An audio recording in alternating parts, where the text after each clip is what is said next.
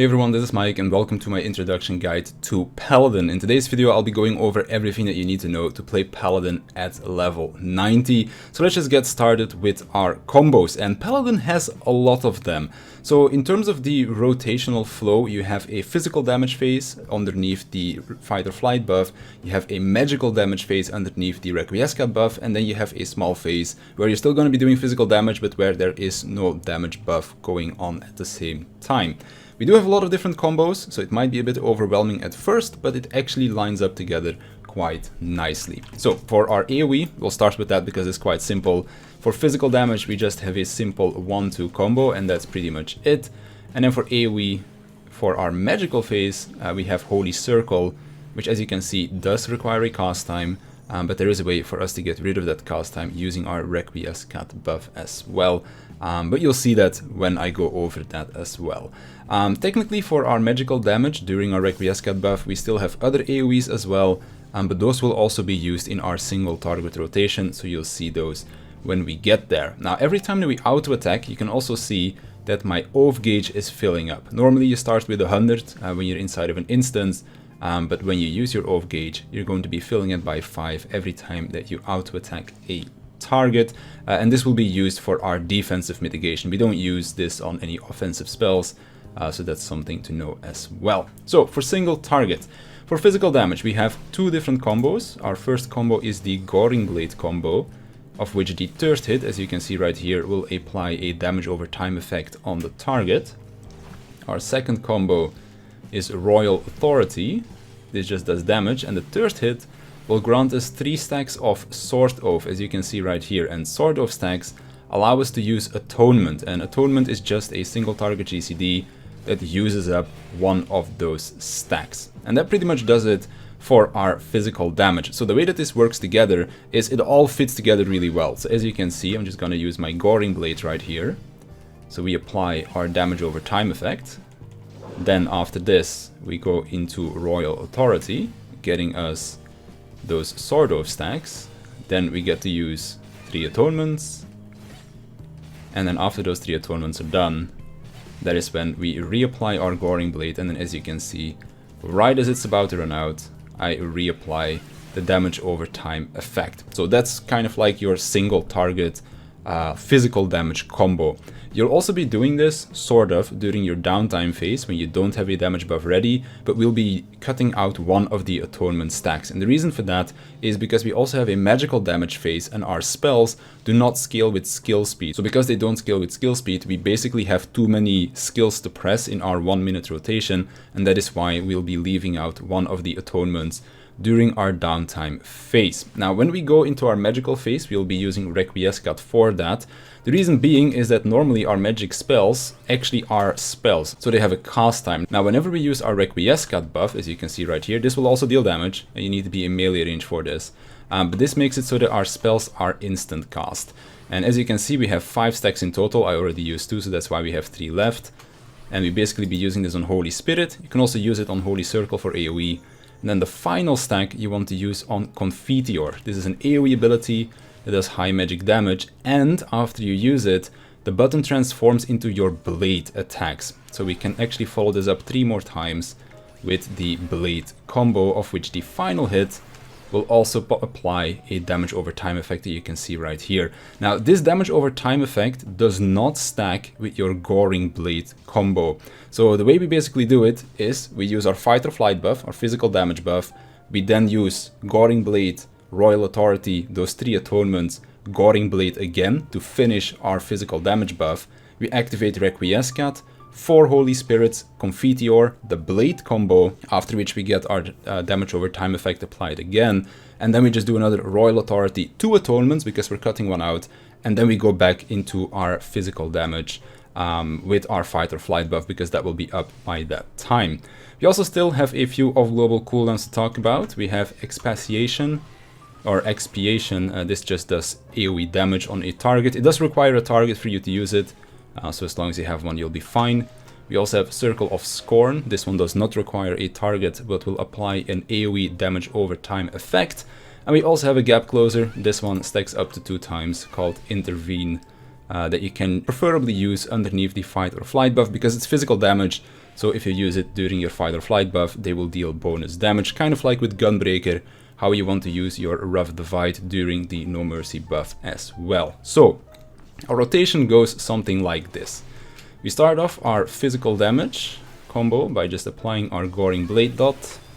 We'll also be using our off-global cooldowns as well when they become ready. We do our Royal Authority. We do 3 atonements.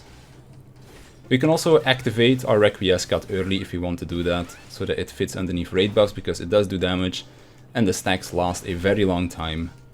Finish it off with another Goring Blade, then we go into our magical phase underneath the Requiescat buff. So 4 of our Holy Spirits of global cooldowns are becoming ready, so I'm gonna be using those as well. And then we have our Blade combo to finish this one off. And then the final hit.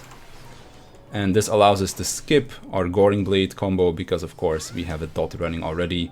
So we're gonna go straight into Royal Authority, 2 atonements, and then we just repeat from the beginning. So as you can see, our fight or flight is ready again, and then we can just go back to our normal combo as we did before. And that is pretty much the Paladin rotation, because it's only 1 minute, it's fairly straightforward.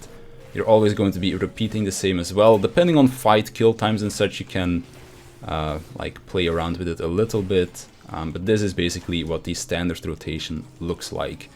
Physical damage, you do your Goring Blade, Royal Authority, your atonements, Goring Blade again, Requiescat, then you go into your Holy Spirit spam, and then after 4 Holy Spirits, that is where we use Confiteor to start our Blade combo, and then we go into our little downtime phase, where we cut out 1 of the atonement stacks. So that kind of does it for the DPS of Paladin. Now, one more important thing to note, this is mostly for AoE purposes, is that both your Holy Spirit as well as your Holy Circle will also heal you for a small amount. So if you're AoEing and you don't have your fight or flight buff ready, it's actually better to use Holy Circle so that you can heal yourself to help out your healer a little bit as well. It's something minor, but it is definitely something worth noting. Now, because we are still a tank, we also have some defensive mitigation to talk about. First of all, if you want to be tanking, turn on your Iron Will, which is your tank stance. If you don't want to be tanking, you keep that off. First of all, Rampart. This will reduce the damage taken by 20% for 20 seconds. Very standard cooldown. Or 30% is called Sentinel. Works exactly the same as the other tanks. Then our ultimate cooldown is Hallowed Ground. This will make us take 0 damage for 10 seconds. So it's extremely strong, it's the best tank cooldown in the game, but it also has an extremely long cooldown. So in most fights, Paladin will only be able to use this once, whereas some other tanks might be able to use theirs twice. But it's very strong, so it's kind of worthwhile for the trade-off. In terms of party mitigation, we have Divine Veil. Now this is a little buff that you put on yourself and it lasts for 30 seconds. And whenever you receive a GCD heal, this will proc and put a shield as well as heal your party members. The shield and heal will not apply to yourself, unfortunately enough, but it does apply to your party members. Now either a healer can heal you for this, you can use Clemency, which is a single target heal, or you can use a Holy Spirit, and this will actually proc this effect as well. Now you can see the Divine Veil buff is gone. But normally if I had a party member, then they would have gotten that buff instead. And then as I mentioned, Clemency is a single target heal. You can also use this on a party member, and when you use it on a party member, then you will receive 50% of the healing that you just gave to that party member. This does break your combo. This also costs a lot of mana, so you don't want to be using this if you can prevent using it. It's just something that you'll use in like emergency scenarios. And the same thing goes for Shield Bash. This is a GCD stun that you can just spam if you want to do that. But again, it's something that you don't really want to be using if you can prevent doing so. We also have Holy Sheltron. This is one of our gauge spenders. As you remember at the beginning of the video, our auto attacks build up our oath gauge. Holy Sheltron is one of the abilities that uses this. This will grant us a lot of things. So we get a block for 8 seconds. Blocking an attack is about the equivalent of 15 to 20% damage reduction. We also get 4 seconds of bonus damage reduction, I believe it's 15%. And we also get a healing over time effect, so very potent skill. For our party member, we can also use Intervention, where we give similar buffs to them. Now, it gives a 10% damage reduction, an extra 10% in the first 4 seconds. We also give them the healing over time that we get from Holy Sheltron as well. And the cool thing here is that whenever we're using Rampart or Sentinel, we'll be sharing that cooldown with our co-tank as well. It's not going to be the full damage reduction, but if I Intervention my co-tank whenever I have Rampart running, they get 10% extra bonus mitigation. So it's really good for those tank busters where there's multiple hits, or where both of the tanks are getting hit, because then your cooldown value is given to your co-tank as well. Another party member mitigation is cover, and this one is really bad now. This one will also cost 50 oath gauge, so the same as your Holy Sheltron as well as your Intervention, but the only thing this does is it will just take the damage that your party member was supposed to take and bring that to you. Back in the day, this was really good because it had 20% built-in mitigation, so it was actually just a tank cooldown that you could use, and then you take the damage that was intended for the main tank while you're in the off-tank position, for example. But right now, all it does is it just makes you take the damage that was intended for the party member that you are covering. So it's really bad right now, because in most cases, it's just going to be better to use Intervention instead. If we go into the future in a raid tier where there are some weird mechanics, it might become useful again, but for the most part, this is a pretty bad skill, and it's usually better to just give an Intervention instead. Another party mitigation is going to be Passage of Arms. It looks a bit like this, and I'll zoom out a bit. So what happens is, as long as you hold this up, you're going to be blocking 100% of the damage that you take. Of course, that doesn't mean you take 0 damage, it just means that you have a 100% block rate, so 15 to 20% damage reduction. And the entire party that is standing within these wings is going to be taking 15% reduced damage. Now, as long as you're holding this skill, you're obviously not going to be auto-attacking or doing any other damage, because moving or using a GCD is going to stop this effect. Now, the cool thing is if you use this as a normal off-global cooldown, it will actually still apply the damage reduction for about 3 to 5 seconds. So you can just like go in and then press your Passage of Arms and just keep going, and then that will still give the damage reduction for a few seconds, which is usually going to be enough if you manage to time it right. So pretty good skill as well. And then we just have our role actions left to talk about. So we have Provoke. This puts us on top of the enemy list. We use this if we want to grab aggro of a boss or an enemy. We have Shirk. This is the reverse of a Provoke. So if we do a tank swap, we want to Shirk our co-tank. We have Interject. This will silence an enemy. We have Low Blow. This will stun an enemy. We have Arm's Length. This will make it so that we can't get knocked back by most knockback effects, but if you use it in a dungeon, it will also apply a heavy slow on any enemies that hit you. Doesn't work on bosses though, but it does work on like normal trash enemies inside of a dungeon.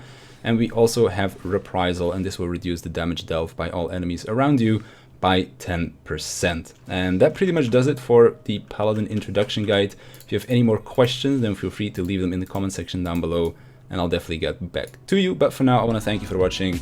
I want to thank my Patreons for their support, and I'll see you in the next one.